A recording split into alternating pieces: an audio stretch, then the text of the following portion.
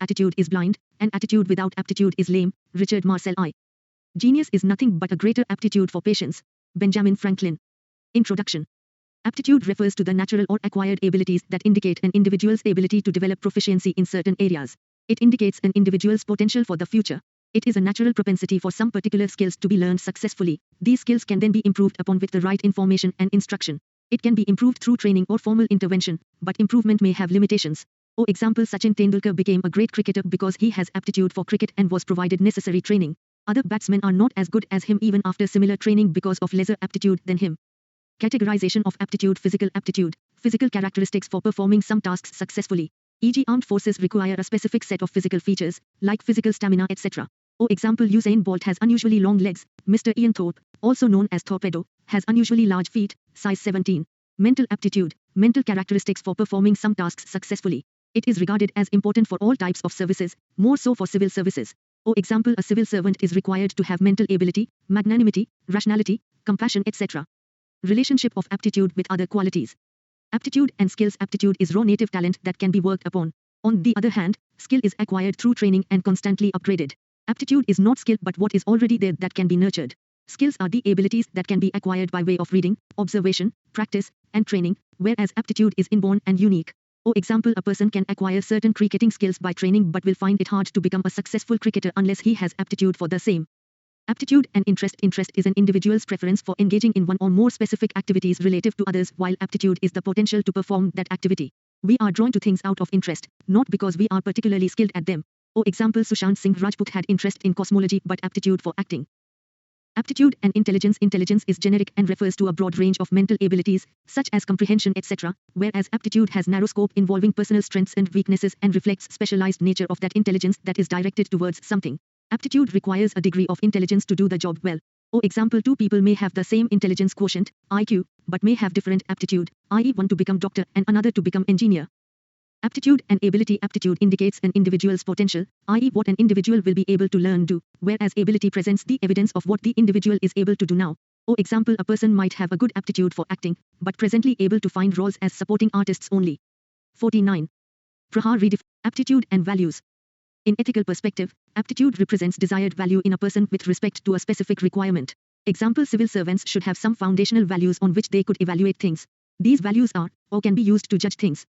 Or they can be goal-oriented, i.e. social, political and economic justice, and or means-oriented, i.e. empathy, integrity, discipline, impartiality, etc. Aptitude, proficiency, and achievement. Proficiency is the ability to perform an activity with ease and precision. Achievement looks at the past, what has been done, accomplished. Aptitude indicates an individual's potential. Michael Phelps has proficiency in swimming and because of this he has won 28 Olympic medals. Difference between attitude and aptitude. Parameter. Attitude. Aptitude definition. It is a positive or negative or indifferent feeling towards a person, object, event or idea. It is competency to do a certain kind of work. Function. It defines how you work or proceed towards a goal. It defines how much potential you have to learn specific skills to achieve a goal. Association. Associated with character or virtues and can be negative, positive or neutral. Associated with competence or talent, e.g. quantitative aptitude, mental aptitude, etc. Nature. Largely mental as well as physical abilities and skills. It is related to existing abilities and skills with certain perceptions. It is the potential ability to acquire skills, abilities and knowledge. Change. Relatively permanent. Changed and developed components. Components of attitude include cognitive, affective and behavioral. Components of aptitude include attitude, skills, and knowledge. Modifications. If an attitude is undesirable in a modern society, it should be changed accordingly. This can be changed and developed through training and capacity building. Example, an administrator may have a good aptitude in resolving the communal issues, aptitude part, but may have a negative attitude towards a particular community, attitude part, which will naturally influence his/her overall decisions. Aptitude for civil services and its role. Aptitude in civil services helps to understand the role, its associated responsibilities and institutional environment easily. Broadly, following kind of aptitude is desired in a civil servant. Communication skills. A civil servant needs to have good communication and interpersonal skills as he/she will have to bring different stakeholders on one platform for decision making. For example, Vikas Kumar Ujjwal, a divisional forest officer in Jharkhand, took along the local community and transformed the Maoist hit area into a tourist destination. Decision making. Civil servants need an abundance of impromptu decision making skills and critical thinking ability to exercise discretion with conviction. For example, while facing problems and challenges every day such as high unemployment, insufficient government spending, fast-changing socio-economic scenarios. Stewardship. Since India is a resource deficit country, a civil servant needs to be an effective manager and responsible protector of state resources. Aptitude achievement ability. 50.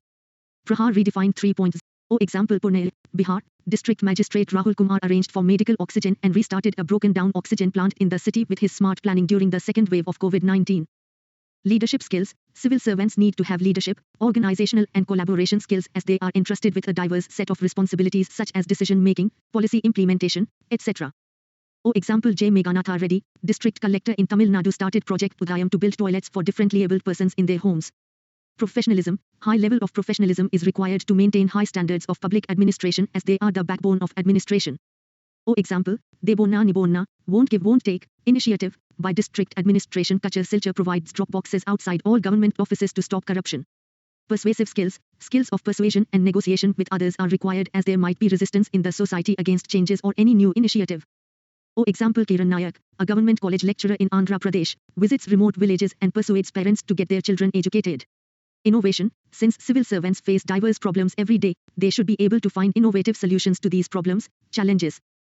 Example the authorities in East Kamen district of Arunachal Pradesh roped in religious leaders, NGOs and local influencers to counter vaccine hesitancy.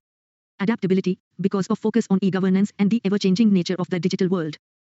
Example Swamitwa scheme aims to use drone surveying technology and a civil servant must have a basic understanding of this technology. Inclusivity. India is a diverse country in terms of social status, income etc. and civil servants should be able to work for every section of the society. Example recently, Chhattisgarh police inducted transgender persons as constables in the state police force. Optimism. Civil servants need to be optimistic which brings positivity and self-confidence in them to function under extreme stress. Example, Lunch with Collector, initiative by IAS officer Saurabh Kumar in Dantewala counters the problems by helping local students to make the right career choice. Conclusion. Civil servants are an important institution of the government tasked with policy implementation and ensuring effective governance and social justice. In addition to this, they provide advice to the political executives. Since aptitude is an innate potentiality, therefore, one cannot develop an aptitude if it is completely absent from one's psychophysical system. To perform these essential services above aptitudes are essential for civil servants. Foundational values for civil services. Values are individual principles or qualities that guide judgment and behavior of a person or a group. Example Mother Teresa regarded empathy as the highest value. Foundational values are those values that are basic and fundamental in nature, determine the core identity of a civil servant and are essential to achieve the objectives or goals, such as integrity, compassion etc. Additionally, they offer a normative consensus regarding the privileges and rights that citizens are entitled to. 51. Prahaar redefined 3.0. Example the foundational value of compassion led IAS officer Prashant Nair to start the Compassionate Kozhikode project. Evolution of foundational values in India. Civil service values have evolved over years of tradition. Central Civil Services, Conduct, Rules, 1964 and the All India Services, Conduct, Rules, 1968 mentions values like integrity and devotion to duty. The Draft Public Service Bill, 2007 enumerated values like allegiance to the ideals of the Constitution, good governance to be the primary goal, apolitical functioning, objectivity, impartiality, accountability and transparency in decision-making, merit-based selection of civil servants, avoidance of wastage in expenditure, etc. The 10th report of 2nd Administrative Reforms Commission in addition to upholding the constitutional spirit recommended values such as the highest standards of integrity and conduct, impartiality and non-partisanship, objectivity, dedication to public service, and empathy and compassion towards the weaker sections. The Committee on Standards in Public Life, the Nolan Committee, defined 7 guiding principles of behavior for public life in 1995, which are accountability, selflessness, integrity, openness, leadership, honesty, and objectivity. Need of foundational values. Constitutional values. Civil servants are given discretionary and wide-ranging powers under the laws, rules and in the absence of foundational values, there are chances of corruption and abuse of power defeating the objectives of the Constitution. Public interest. A welfare state can only be established when civil servants keep public interest priority and function upholding values such as objectivity, integrity, impartiality etc. Filling the gap. Actions of civil servants based on these values fill the gap left by the laws and make administration more effective. Non-partisanship. Even if one fervently supports a political party's ideals, non-partisanship is defined by its refusal to do so. Being non-partisan means not adhering to the principles of any political party, group, or organization. Ethical issues in news. Freedom of speech of people holding public offices. The Supreme Court said that there is an unwritten rule for people holding public office that they exercise self-restriction and not blabber things which are very disparaging or insulting to other countrymen. There has been no legislation all this while on the issue because there has always been a self-imposed restriction by people holding responsible positions. Irrespective of what Article 19(2) may say, there is a constitutional culture in the country where there is an inherent limitation or a restriction on what people holding responsible positions say. Article 19 2. Relates to the powers of the state to make laws imposing reasonable restrictions on the exercise of the right to freedom of speech and expression in the interest of sovereignty and integrity of the country, public order, decency, morality, etc. Key terms: aptitude, skills, interest, intelligence, ability, values, proficiency, achievement, competency, stewardship, leadership, professionalism, persuasive skills, adaptability, optimism, inclusivity, constitutional values, non-partisanship, constitutional culture. PYQS. Previous year questions. Year 1. Identify 5 ethical traits on which one can plot the performance of a civil servant. Justify their inclusion in the matrix. 2021. 52.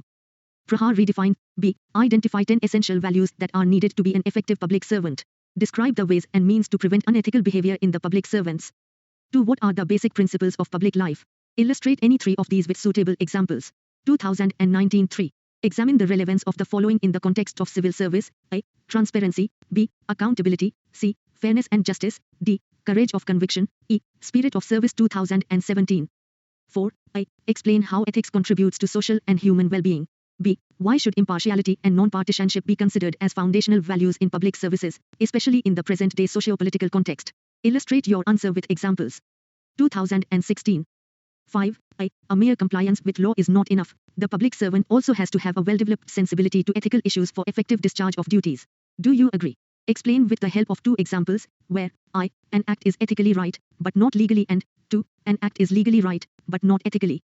B. How do the virtues of trustworthiness and fortitude get manifested in public service? Explain with examples. 2015. 6. 2 different kinds of attitudes exhibited by public servants towards their work have been identified as the bureaucratic attitude and the democratic attitude. A. Distinguish between these 2 terms and write their merits and demerits. B. Is it possible to balance the 2 to create a better administration for the faster development of our country? 2015. 7. The current society is plagued with widespread trust deficit. What are the consequences of this situation for personal well-being and for societal well-being? What can you do at the personal level to make yourself trustworthy? 2014. 53. Prahaar redefined 3.0 Ethics.